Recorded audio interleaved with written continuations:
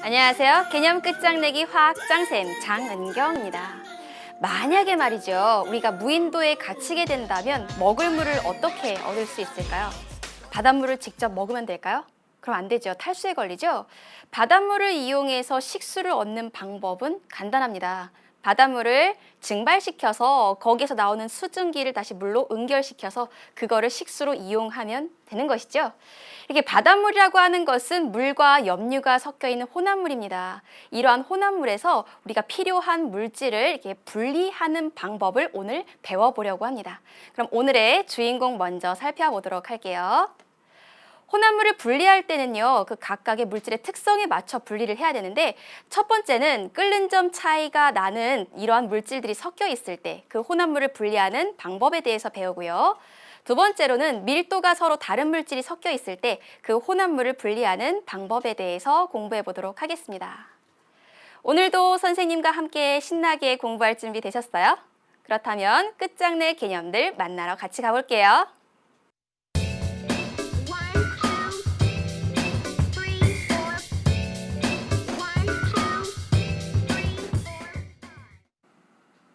우리 주변에 있는 물질들을 특성에 따라서 크게 두 가지로 나눴던 거 기억나시나요? 그 부분 먼저 복습하고 오늘 배울 혼합물의 분리에 대해서 이야기를 해보도록 할게요. 우리 주변에 있는 물질들은 크게 두 가지로 나눕니다. 한 종류의 순수한 물질로만 이루어져 있으면 순물질, 그리고 이러한 순물질이 두 가지 이상 섞여 있는 물질을 혼합물이라고 하죠. 그리고 순물질은 다시 한 종류의 원소로만 이루어진 물질을 호돈소 물질 또는 원소라고 하고요.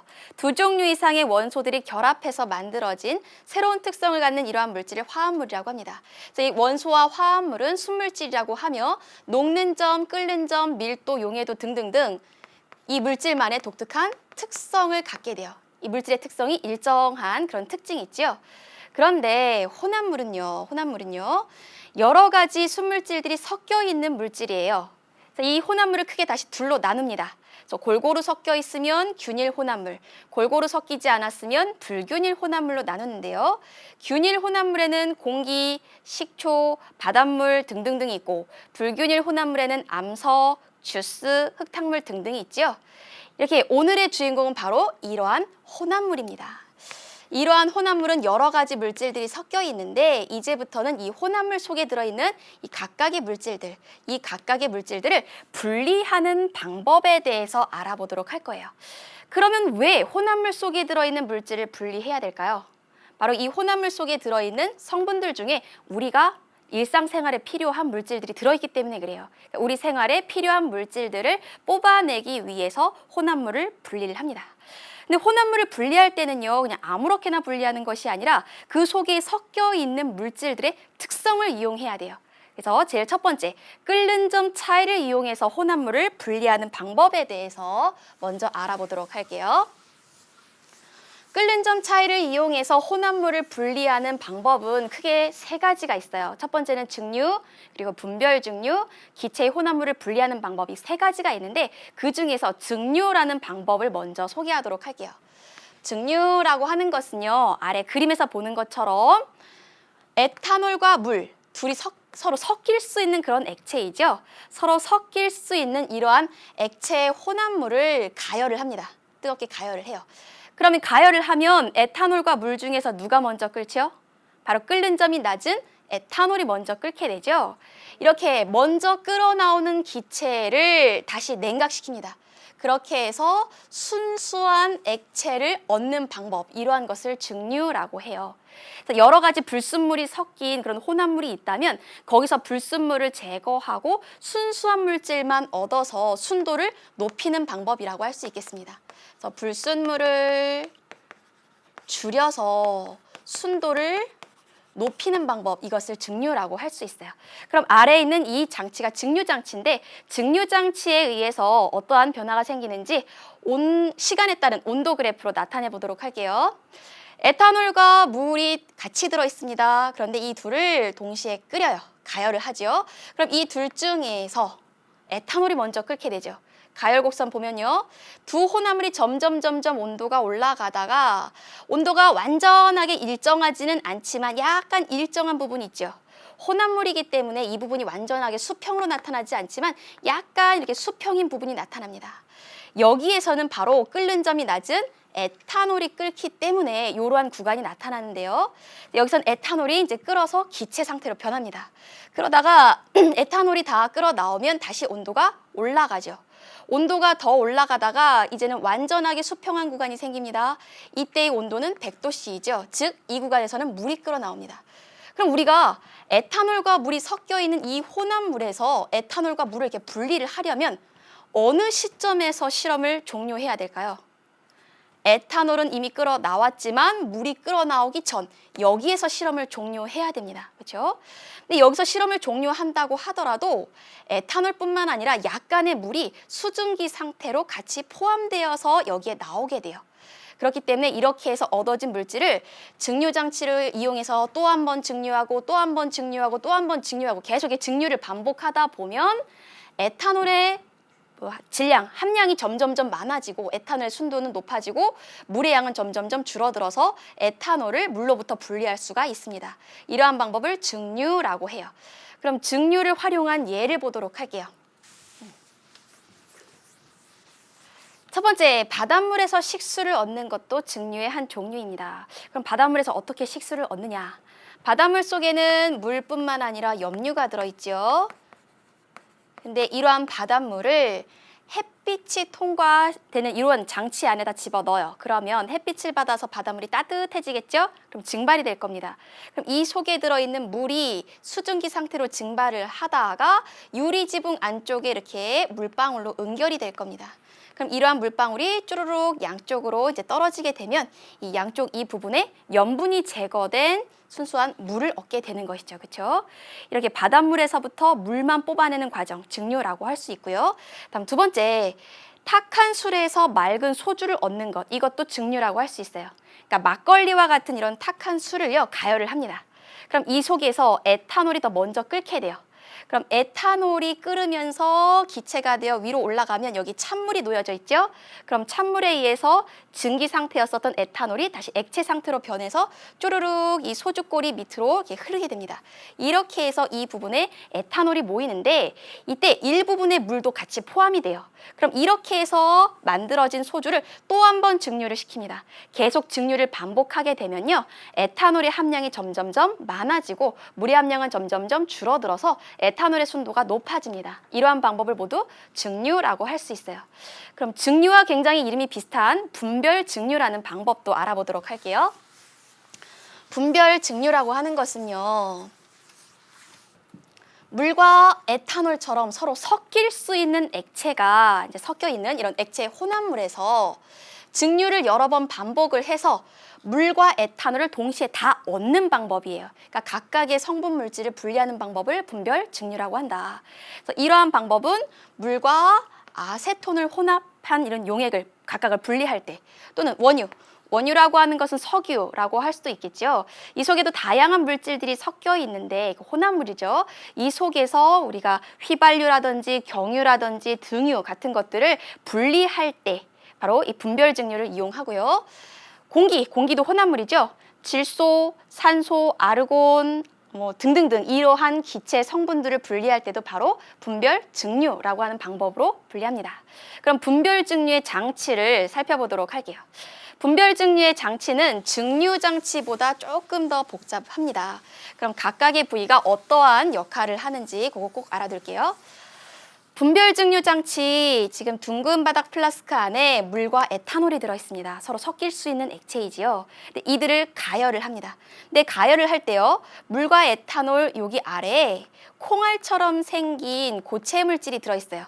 이 물질을 바로 우리가 끓임쪽이라고 하죠. 끓임쪽. 그럼 끓임쪽은 왜 넣는 걸까요? 물과 에탄올이 가열되다 보면 갑자기 확 끓어오를 때가 있어요. 그럼 굉장히 위험해지겠죠? 그래서 확 끓어오르는 것을 방지하기 위해서 구멍이 많이 나 있는 이런 끓임쪽을 넣어 놓습니다. 그래서 끓음 방지를 위해서 넣는 것이고요. 그럼 이 물과 에탄올 중에서 끓는 점이 낮은 에탄올이 먼저 끓게 됩니다. 그럼 에탄올이 끓어서 기체 상태가 되어서 이제 윗부분으로 이렇게 올라오게 돼요. 그럼 유리도막을 거치게 되는데 이때 에탄올뿐만 아니라 물의 일부분, 약간의 물이 수증기가 되어서 같이 위로 올라가요. 근데 위로 올라가면서 유리도막 사이사이를 지나는 동안 온도가 점점점 낮아지죠. 가열장치에서 멀어지기 때문에 온도가 낮아지죠. 이러다 보면 에탄올은 그대로 기체 상태로 존재하지만 수증기였었던 이제 물의 기체 상태는 온도가 낮아지면서 다시 액체 상태인 물로 변해요. 그럼 물은 다시 아래로 쭈르륵 떨어집니다. 그래서 이러한 유리도막은요, 여러 번을 증류하는 효과를 나타내는 그러한 장치라고 할 수 있어요. 그럼 여기에서 이제 에탄올 기체 상태만 쭉 나오다 보면 이 시험관의 가지 부분에서 이렇게 이동을 하는데 여기에 온도계의 위치를 잘 볼게요. 온도계의 위치는 바로 이 시험관 가지 부분, 요 가지 끝쪽에 가지 쪽에 이 온도계가 위치합니다. 그래서 증기 상태로 나오는 기체 상태로 기화된 이 기체의 온도를 측정할 수 있고요. 그럼 여기에서 나온 에탄올 기체가 쭉 가다가 이 연결 부위를 지납니다. 근데 이 연결 부위는요, 다른 쪽으로 새일 수 없도록 바세린 같은 그런 물질들을 발라서 꼼꼼하게 막아줘야 되고요. 그 다음에 이 에탄올 증기, 에탄올 기체가 어디로 가느냐? 이 냉각기를 거치게 됩니다. 근데 이 냉각기 구조를 자세히 살펴보면요, 두 겹의 유리관으로 되어 있어요. 그래서 에탄올 기체가 이동하는 통로가 있고요. 이 통로와는 만나지 않는 또 다른 관이 이제 도너츠처럼 이게 둘러싸고 있어요. 김밥처럼 이렇게 둘러싸고 있는데 그 통로는 이렇게 구멍이 두 개나 있습니다. 그래서 여기에 찬물을 집어넣어서 이 속을 지나가는 기체를 냉각시킬 수 있는 그러한 장치예요. 그럼 물을 어느 쪽으로 넣을까요? 위쪽에서 넣어서 아래쪽으로 흐르게 할까요? 아니면 아래쪽에서 넣어서 위쪽으로 흐르도록 할까요? 방법은 이렇습니다. 찬물을 아래쪽으로 집어넣어요. 그러면 이 냉각기에서 물이 차곡차곡 이렇게 쌓이겠죠. 그러다가 이 윗부분에서 이렇게 물이 이렇게 빠져서 이렇게 흐르게 됩니다. 물을 이렇게 아래에서 윗방향으로 넣는 이유는 효율적으로, 효과적으로 이 안에 지나는 기체를 냉각하기 위해서 그래요. 그래서 아래에서부터 물을 차곡차곡 넣어야지 이 속에서 지나가는 기체를 완전히 감싸서 효과적으로 냉각할 수 있어요. 반대로 위에서 물을 아래로 쭈르륵 흘려보내면요, 찬물이 이 에탄올 기체가 지나가는 이 공간을 모두 다 감싸지 못하기 때문에 냉각이 그다지 효율적이지 못합니다. 그래서 물은 이 아래에서 윗방향으로 이 냉각기에 물을 채운다는 거 알아두시고요. 그럼 이 냉각기를 거치면 기체 상태였었던 에탄올이 액체 상태가 되어서 삼각 플라스크에 똑똑똑똑 떨어지게 되겠죠. 따라서 이러한 분별 증류 장치에 의해서 끓는 점이 낮은 물질이 먼저 끓어서 나옵니다. 그래서 물과 에탄올을 이렇게 분리를 해서 각각의 물질을 우리가 활용할 수 있게 되는 것이지요. 그러면 이러한 분별 증류를 또 어떠한 상황에서 이용하는지 그 다음 예를 볼게요. 우리가 석유라고 하는 원유를 분리할 때도 이러한 방법을 씁니다. 원유를 분리하는 과정은 여기 그림을 살펴보도록 할게요. 원유를 가열 장치를 이용해서 뜨겁게 달궈요. 가열시켜요. 그럼 이 중에서 원유를 이루고 있는 그 성분 물질 중에서 어떠한 것은 기체가 되고 어떠한 것은 그냥 액체 상태로 남아있을 수 있어요. 그렇죠? 그러면 그 물질들을 이 증류탑이라 하는 이 긴 분별 증류 장치로 이제 집어 넣습니다. 그러면 기체였던 물질은 위로 올라가요. 근데 위로 올라가는 동안 온도가 점점점 낮아집니다. 그래서 낮아져서 액체 상태로 변하는 물질은 그 층에서 분리가 돼요. 그리고 올라가는 동안에도 계속 기체 상태로 남아있으면 위층에서 이제 나오게 됩니다. 그래서 이 원유를 분리하다 보면 제일 위층에서는, 증류탑의 제일 위쪽에서는 끓는 점이 낮은 물질이 나오게 돼요. 그리고 끓는 점이 낮은 물질이 제일 먼저 분리가 되어서 나옵니다. 그래서 제일 위쪽에는 끓는 점이 낮은 액화, 석유, 가스, 이러한 물질이 분리가 되고요. 그 다음 층에서 나오는 것은 휘발유 또는 가솔린이라 하지요. 이러한 물질. 그 다음 층에서 나오는 것은 나프타. 그 다음 층에서 나오는 것은 등유. 그 다음 층에서 나오는 것은 경유. 다음 층에서 나오는 것은 중유. 제일 마지막에 남는 것이 바로 아스팔트라고 하는 찌꺼기예요. 이것은 도로 포장용 그 액체로 이용을 하죠. 그래서 정리하자면 증류탑 위쪽에서는 끓는 점이 낮은 물질들이 더 먼저 나오고요. 다음, 증류탑 아래쪽에서는 끓는 점이 높은 물질이 나중에 분리되어서 나오는 특징이 있습니다. 이러한 증류탑을 이용해서 공기도 분리할 수 있어요. 그 공기를 분리하는 방법 보도록 할게요. 공기는 기체 상태의 혼합물입니다. 그럼 이것을 끓는 점 차이를 이용해서 분별 증류로 분리를 하려면 모두 액체 상태로 바꿔야 돼요. 그러기 위해선 공기의 온도를 영하 200도까지, 그 이하까지 낮춥니다. 그럼 영하 200도까지 낮춘 이 액체 공기를 이번에도 증류탑에 넣어줘요. 그런 다음에 살살살살 온도를 높여줍니다. 그러면 증류탑의 가장 위에서는 끓는 점이 가장 낮은 질소가 기체 상태로 나오고요. 그 다음 순서로 그 다음 층에서 아르곤이 이제 기체 상태로 나오고요. 그 다음은 액체 상태의 산소가 나옵니다. 그럼 우리 공기의 성분 중에 이산화탄소는 어떠한 상태일까요? 이 온도에서는 고체 상태인 드라이 아이스로 존재하겠죠. 그래서 고체 상태인 드라이 아이스로 이제 분리가 됩니다.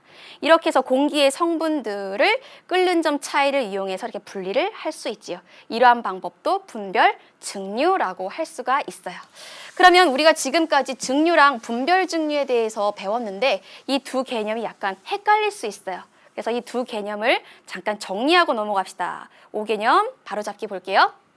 증류라고 하는 것은 우리가 어떨 때 이용을 하느냐.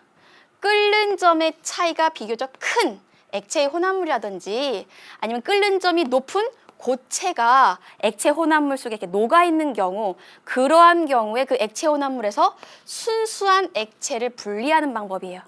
그러니까 예를 들어서 불순물이 굉장히 조금 들어있는 어떤 액체 혼합물이 있는데 여기서 이 약간의 불순물을 제거하고 순수한 액체만 뽑아내는 거죠. 그러니까 우리가 원하는 물질이 바로 이 순수한 액체 한 종류일 때 이것을 사용하는 방법을 증류라고 할 수 있어요. 그럼 분별 증류는 어떨 때 사용하느냐? 끓는 점 차이가 비교적 크지 않은 물질도 분리할 수 있고요. 서로 잘 섞이는 액체 혼합물에서 각각의 액체가 모두 필요한 경우에, 그러니까 혼합물의 각각의 성분이 모두 필요한 경우에 각각을 따로따로 분리해서 사용할 때, 이럴 때 이용하는 것이 바로 분별 증류입니다. 둘의 차이점 아시겠나요? 그럼 이번에도 끓는 점 차이를 이용해서 기체 혼합물을 분리하는 방법을 알아보도록 할게요. 뷰테인, 프로페인이라는 기체가 있어요. 우리가 일반적으로 부탄가스, 프로판가스라고 하는 그런 기체 성분들이에요. 근데 이 뷰테인은요, 끓는 점이 영하 0.5도씨, 프로페인은 끓는 점이 마이너스 43도씨 정도 돼요. 그래서 일상적인 온도에선 둘 다 기체 상태예요. 그럼 이 기체 상태인 두 물질을 어떻게 분리를 하는가? 두 물질을 분리하기 위해서는 한 물질은 액체로, 다른 한 물질은 기체 상태를 만들어야 돼요. 그러려면 온도를 두 물질의 끓는 점 중간값으로 만들면 되겠죠. 그러니까 영하 0.5도보다는 낮고 영하 43도보다 높은 온도를 만들어서 둘 중에 한 물질은 액체 상태로, 둘 중에 한 물질은 기체 상태로 만들어야 돼요. 그럼 그 온도를 어떻게 만드느냐? 얼음을 가지고 만들어요. 선생님 이상해요. 얼음은 녹는 점이 0도밖에 안 되는데요. 0도를 가지고서는 이 두 물질을 서로 상태를 다르게 해서 분리할 수 없는데요. 네, 맞습니다. 얼음만으로는 불가능하고요. 얼음에 소금을 섞습니다. 그럼 얼음에 소금을 섞으면요, 얼음의 녹는 점이 점점 내려가지요. 이러한 현상을 우리가 녹는 점 내림 현상 또는 어는 점 내림 현상이라고 배웠지요. 그래서 소금을 섞은 이 얼음은요, 영하 20도까지 온도가 내려가요. 그럼 이러한 상태에서 두 물질 중에 하나는 기체, 하나는 액체 상태로 남게 될 거예요. 그럼 그 과정을 이렇게 온도계 표로 한번 만들어 볼게요. 영하 20도라고 하는 이 온도를 기준으로 프로페인의 끓는 점은 훨씬 더 낮습니다. 영하 43도이고요. 그리고 뷰테인은 이 영하 20도보다 훨씬 더 온도가 높지요. 뷰테인의 끓는 점은 영하 0.5도. 그러면 이 영하 20도라고 하는 이 얼음의 온도에서는 프로페인은 이미 끓는 점을 넘은 온도이기 때문에 프로페인은 기체 상태로 존재하겠죠. 그렇다면 뷰테인은 아직 끓는 점에 도달하지 못했기 때문에 액체 상태로 존재합니다. 그래서 그림에서 보는 것처럼 뷰테인은 액체 상태, 프로페인은 기체 상태가 돼요. 그럼 이 둘을 쉽게 분리할 수가 있겠죠. 이것 또한 끓는 점 차이를 이용해서 혼합물을 분리하는 방법이라고 할 수 있겠어요. 그럼 이제부터는 밀도 차이를 이용해서 혼합물을 분리하는 방법에 대해서 알아보도록 할게요. 우선 고체의 혼합물을 분리하는 방법 먼저 보도록 할게요. 고체 혼합물을 밀도 차이를 이용해서 분리하기 위해서는 액체가 필요합니다. 어떤 액체가 필요하냐, 이 조건이 중요해요. 이 액체는 고체를 녹이지 않으면서 두 고체 물질의 중간 밀도를 갖는 이런 액체여야 됩니다. 아래 그림을 보도록 할게요. 여기에 있는 액체는 A, B 고체를 녹이지 않으면서 밀도가 중간이죠. 그래서 두 물질 사이에 있죠. 그럼 이 두 물질 중에 A라고 하는 물질은 액체 위에 떠 있으니까 액체보다 밀도가 작다라고 할 수 있어요. 그렇죠? A는 액체보다 밀도가 작다. 다음 B라고 하는 물체는 액체 아래 가라앉아 있죠. 따라서 액체보다 밀도가 크다라고 할 수 있습니다. 이러한 액체를 이용을 해야 고체 A와 B를 서로 이렇게 분리를 할 수가 있어요. 그렇죠? 그러면 이러한 또 다른 예를 한번 살펴보도록 할게요. 고체의 혼합물을 액체를 이용해서 분리하는 방법. 여기에 지금 플라스틱이 세 종류가 있습니다. LDPE, PP, PET 이 세 종류의 플라스틱이 있는데 이 세 종류의 플라스틱을 우리가 분리하려고 해요. 그럼 액체를 이용한다. 어떤 액체를 이용한다? 고체 물질을 녹이지 않으면서 중간 밀도에 해당하는 액체를 이용한다. 그런데 지금 제일 처음에 이 눈금 실린더에 어떠한 액체를 넣어줬느냐? 에탄올을 넣어줬어요. 그랬더니 모든 플라스틱이 다 가라앉았죠. 그럼 이것은 무엇을 뜻하나요? 밀도를 비교를 해보자면 에탄올은 여기에 있는 세 종류의 플라스틱보다 밀도가 가장 작다는 거죠. 그럼 이걸로는 분리할 수가 없어요. 그럼 어떻게 하느냐? 여기에 물을 점점점 추가를 해줍니다. 에탄올과 물 중에선 누가 더 밀도가 크지요? 바로 물이 더 밀도가 커요. 그런데 여기에다가 에탄올에다 물을 조금씩 집어넣을수록 이제 혼합물이 되겠죠. 혼합물이 되면 이 혼합물의 밀도는 에탄올보다 점점 무거워집니다. 그럼 이 혼합물보다 밀도가 작은 것이 이제 떠오르기 시작하죠. 그 첫 번째 떠오른 조각이 바로 PP 조각이에요. 그럼 에탄올 다음으로 밀도가 이제 큰 것은 PP라는 것을 알 수 있죠. 그럼 이렇게 해서 이 떠오른 PP 조각을 이제 분리를 합니다. 그럼 이제 두 종류 남았죠. 그럼 여기에 물을 더 추가를 해요. 그러면 액체 혼합물의 밀도는 더 무거워집니다. 그럼 그것보다 밀도가 작은 LDPE가 떠오릅니다. 그래서 그 다음 순서로 밀도가 큰 것은 LDPE. 그럼 플라스틱 중에 가장 무거운 것은 바로 PET라는 것을 알 수 있죠.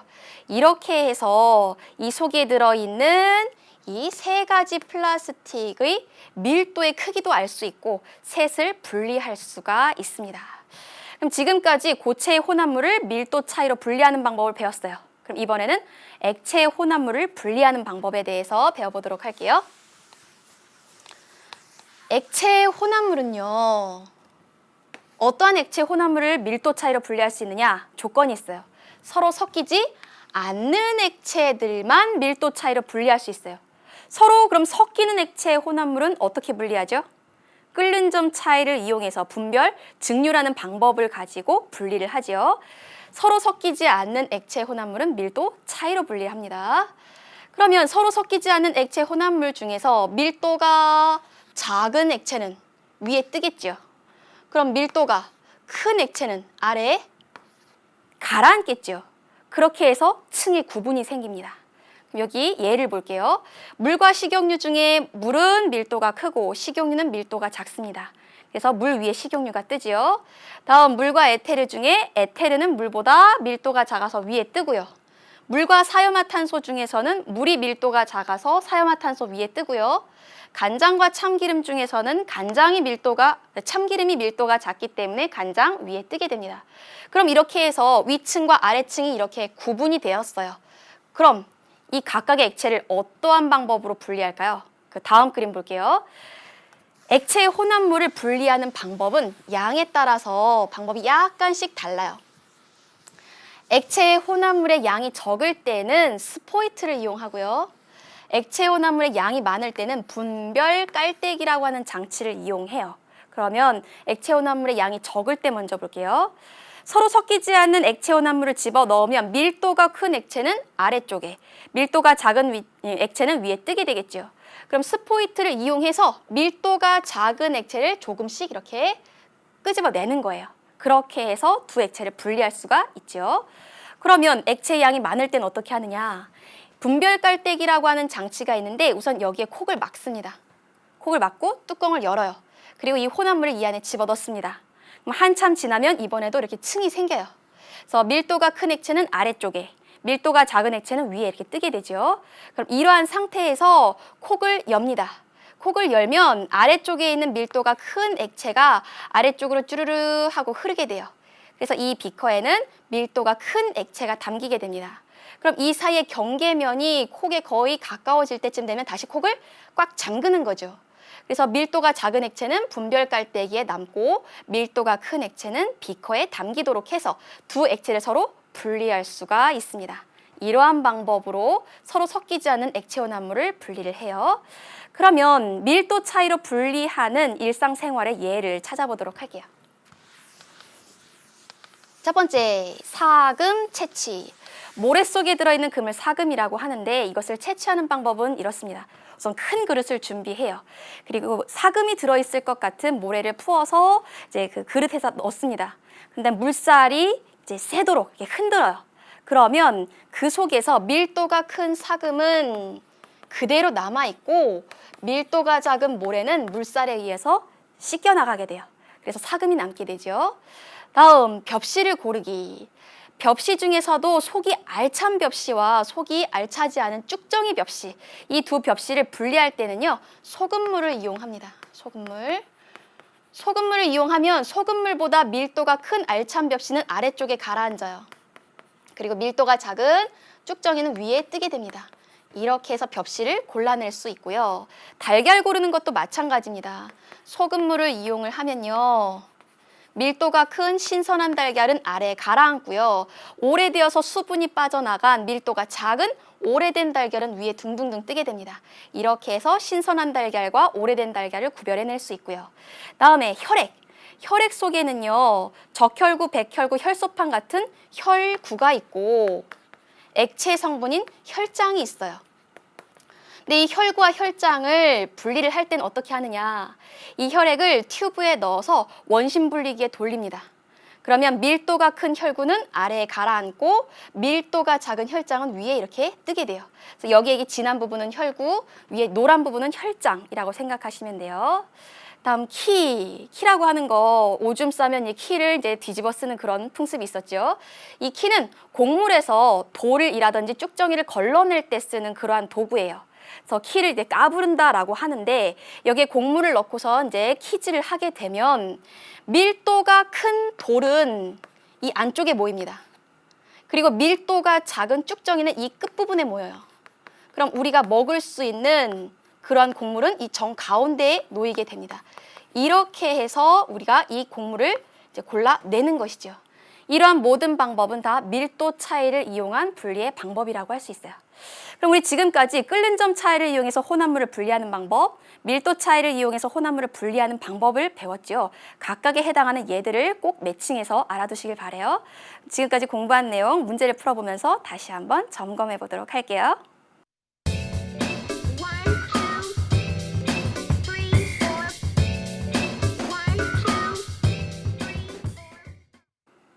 첫 번째 문제부터 살펴보도록 할게요. 지금 분자 모형이 나와 있는데 세 가지 분자 모형에 대한 설명으로 옳은 것을 골라라 라고 되어 있어요. 그럼 첫 번째 분자부터 볼게요. 빨간색 원자 두 개가 결합되어서 이렇게 하나의 분자를 이루었는데 이러한 분자들로만, 같은 종류의 분자들로만 이루어져 있죠. 이러한 물질을 홑 원소 물질 또는 원소라고 합니다. 그래서 원소는 순물질 중에 하나이고요. 지금 한 종류의 물질로만 되어 있지요.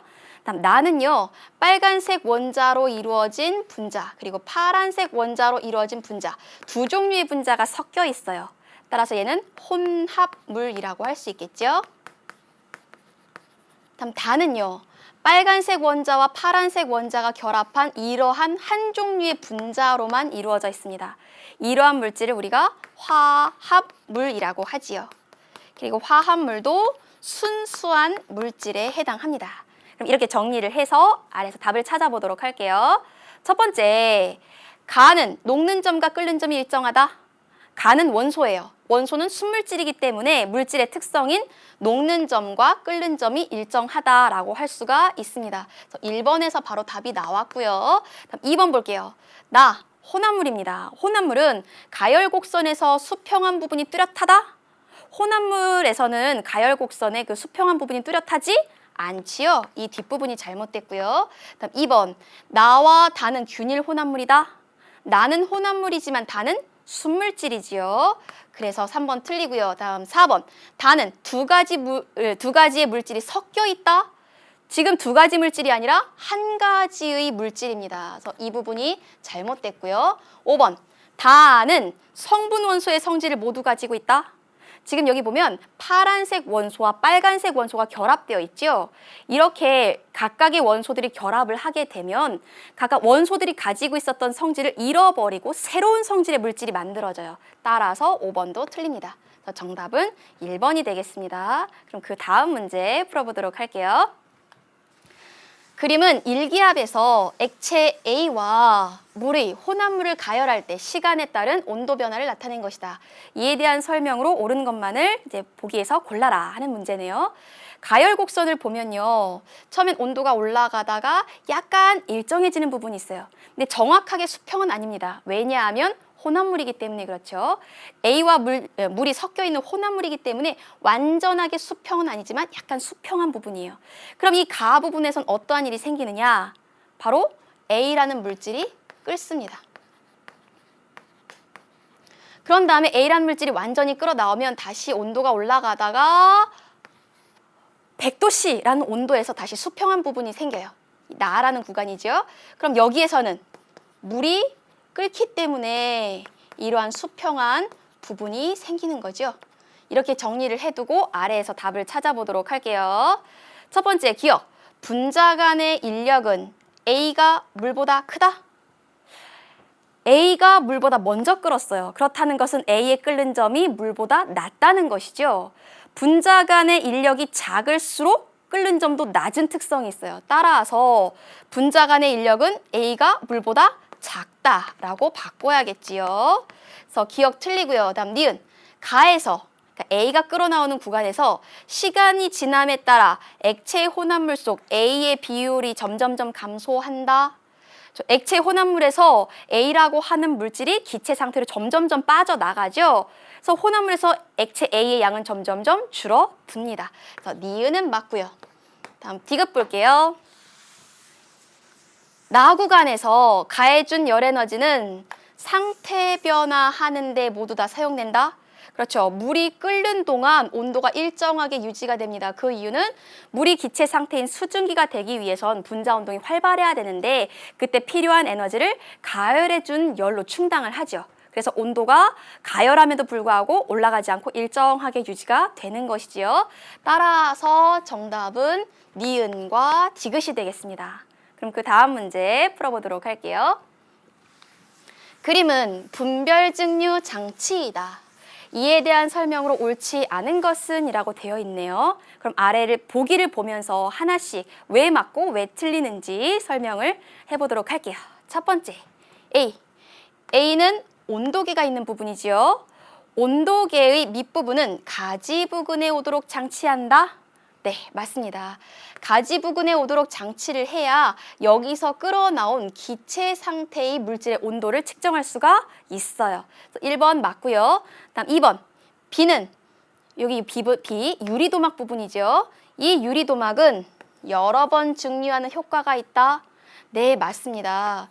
여기에서 가열을 하다 보면 이 혼합물 중에 한 가지 물질만 분리돼서 나오는 게 아니라 다른 물질도 같이 올라올 수가 있어요. 기체 상태로 변해서 올라올 수 있어요. 근데 이 유리도막을 통과하는 동안 온도가 내려가기 때문에 이 유리도막을 통과하는 동안에도 역시 기체 상태로 남아있으면 다음 위로 올라가고요. 유리도막을 통과하는 동안에 액체 상태로 변하면 다시 아래로 떨어지게 됩니다. 그래서 여러 번 증류하는 효과를 나타낼 수가 있어요. 다음 3번 C 부분을 바로 우리가 끓임 쪽이라고 하죠. 이 끓임 쪽은 용액이 갑자기 끌어 넘치는 것을 막는 역할을 합니다. 3번 맞고요. 다음 4번 볼게요. D가 바로 이 냉각기죠. 냉각기는 찬물이 위에서 아랫방향으로 이렇게 흐르도록 장치한다? 아니죠. 냉각기를 효율적으로 이용을 하려면 아래쪽부터 물을 집어넣어서 물이 차곡차곡 쌓여서 윗부분을 이렇게 흘러내리도록 해야 이 속을 지나는 기체 상태의 물질을 완전하게 감싸서 효과적으로 그 물질을 냉각시킬 수가 있습니다. 그래서 여기는 위와 아래의 순서가 지금 바뀌었네요. 4번이 틀렸고요. 다음 5번. 이는 바로 액체 상태의 물질을 받는 삼각 플라스크죠. 이 플라스크에서는 끓는 점이 낮은 물질이 먼저 모인다. 그렇죠. 끓는 점이 낮은 물질이 먼저 끓어서 나오기 때문에 그 물질을 먼저 분리하고 모을 수가 있습니다. 그래서 틀린 것은 4번이 되겠습니다. 그럼 그 다음 문제 풀어보도록 할게요. 그림은 순수한 물을 얻는 장치를 나타낸 것이다. 이 장치에 원리가 적용된 예가 아닌 것은 이라고 되어 있네요. 그럼 이 장치를 자세히 볼게요. 지금 여기에 수돗물을 집어넣었습니다. 수돗물 속에는 물뿐만 아니라 다른 여러 가지 불순물들이 들어있을 거예요. 근데 이것을 가열을 해요. 그럼 이 중에서 물이 이제 기체 상태가 되어서 이 관을 통과하죠. 그럼 여기 냉각 장치를 거쳐서 수돗물이라고 하는 혼합물에서부터 순수한 물만 얻어냅니다. 이러한 방법을 증류라고 하고 이것은 물질의 끓는 점 차이를 이용해서 분리하는 방법이라고 할 수 있죠. 그럼 아래에서 끓는 점 차이를 이용한 분리 방법이 아닌 것 골라볼게요. 첫 번째, 바닷물을 끓여서 식수를 넣는다. 이것도 끓는 점 차이를 이용한 물질의 분리 방법, 증류이죠. 1번 맞고요. 다음 2번, 뜨거운 물로 녹차를 우려낸다. 녹차의 성분 중에 물에 녹는 성분만 쫙 바깥으로 이제 빠져나오는 거예요. 이것은 끓는 점이 아니라 용해도라고 하는 물질의 특성을 이용한 것이죠. 그래서 2번만 다르고요. 3번, 정유 공장에서 원유를 분리하는 것도 끓는 점 차이를 이용한 분별, 증류 방법이라 할 수 있고요. 그 다음 4번 볼게요. 소주꼬리로 맑은 소주를 얻는다. 이것도 끓는 점 차이를 이용해서 물질을 분리하는 증류 방법이라고 할 수 있어요. 다음 5번, 증류탑에서 액체 공기를 분리한다. 이것도 끓는 점 차이를 이용해서 분별 증류라는 방법을 통해 분리하는 방법이라 할 수 있겠어요. 따라서 끓는 점 차이를 이용하지 않는 방법 2번이 정답이 되겠습니다. 그럼 지금까지 공부한 내용을 정리하는 시간을 갖도록 할게요.